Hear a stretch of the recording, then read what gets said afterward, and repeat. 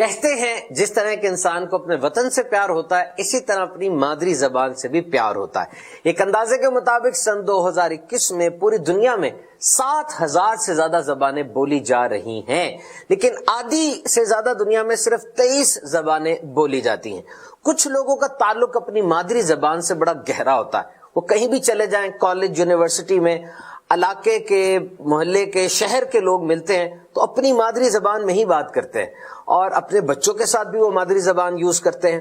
زبانوں میں مکسنگ بھی بہت زیادہ ہو جاتی ہے، بالخصوص اگر گاؤں سے شہر کی طرف جائیں تو ایک زبان کے الفاظ دوسری زبان میں وہ زیادہ ملنا شروع ہو جاتے ہیں، اور کہا جاتا ہے کہ 18 سال کی عمر کے بعد کوئی بھی نئی زبان سیکھنا یہ بہت مشکل ہوتی ہے، اور جو زبان جدید دور کے تقاضوں کو پورا کر رہی ہو عام طور پہ وہی زیادہ استعمال کی جاتی ہے۔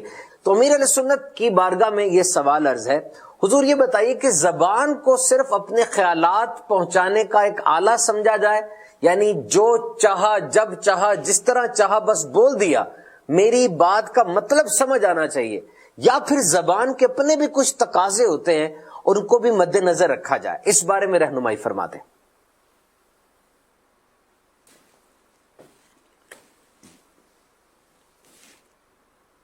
زبانیں جو ہیں وہ مختلف اقوال ہیں کہ ساری زبانیں جو ہیں یہ الہامی ہیں،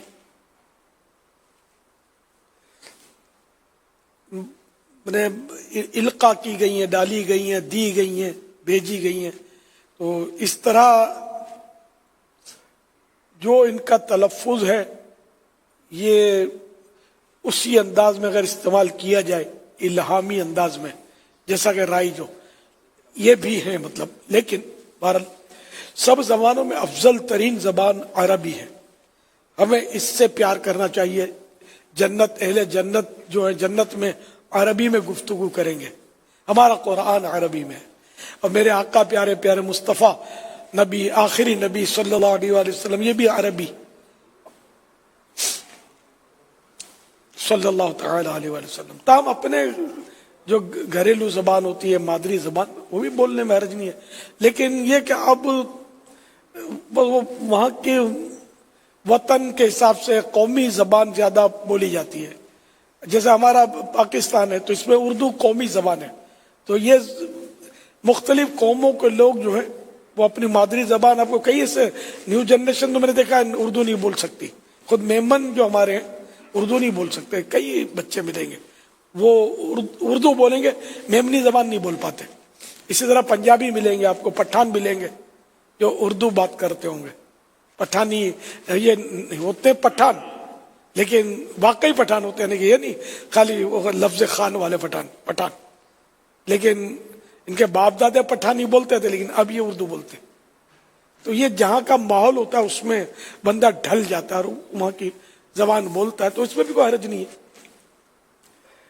تو اصل مقصد زبان سمجھا سامنے والے کو اپنا مدعا، اپنا جو بھی ذہن میں اپنا ما فی الضمیر ہے وہ سمجھانا ہوتا ہے، اور بعض اوقات اس زبان کے بجائے ادھر کی زبان بھی ہوتی ہے، آنکھوں کی زبان سے بھی بندہ کچھ سمجھا دیتا ہے، بعض اوقات کچھ نہ بول کر بھی بہت کچھ سمجھا دیتا ہے۔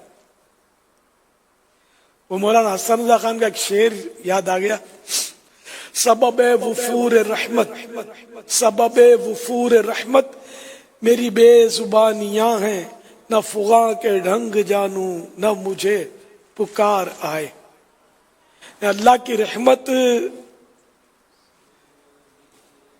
جو جوش میں آئی ہے تو اس کا سبب یہ کہ میں چپ ہوں، میں بول نہیں رہا، اور نہ مجھے رونا دھونا آتا ہے، نہ آہیں بھرنا آتا ہے، تو پھر بھی رحمت جو ہے میری طرف متوجہ ہے۔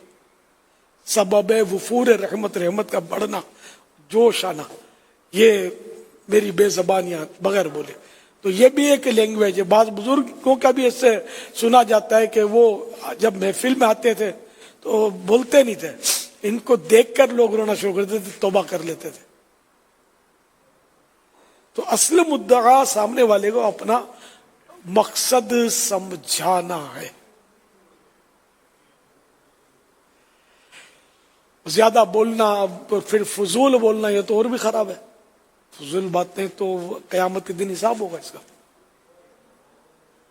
اور فضول باتیں جب شروع ہوتی ہیں تو بعض اوقات وہ گناہ بھری باتوں میں تبدیل ہو جاتی ہیں. اس لیے بھی جتنا ہو سکے انسان خاموش رہے اور ضرورت کے سوا کچھ نہ بولے. تو بخاری شریف حدیث کا ایک حصہ بھی ہے کہ جو اللہ اور قیامت پر ایمان رکھتا ہے اسے چاہیے کہ ضرورت کی بات کرے یا چپ رہے. بھلائی کی بات، خیر کی بات، خیر کی ضرورت نہیں، خیر خیر یعنی بھلائی کی بات کرے یا خاموش رہے. یہ بخاری شریف کی حدیث ہے. صلو علی الحبیب صلی اللہ تعالی علی محمد.